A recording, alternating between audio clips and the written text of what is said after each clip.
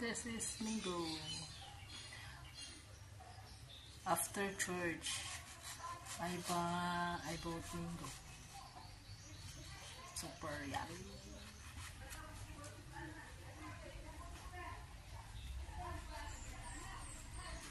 Oh wow! I will buy again later because with salt.